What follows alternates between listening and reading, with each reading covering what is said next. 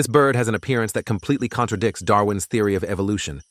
On its small wings grow two unusually long feathers. When flying, these two feathers don't trail backward, but instead stand upright like flagpoles. This strange bird is called the standard winged nightjar.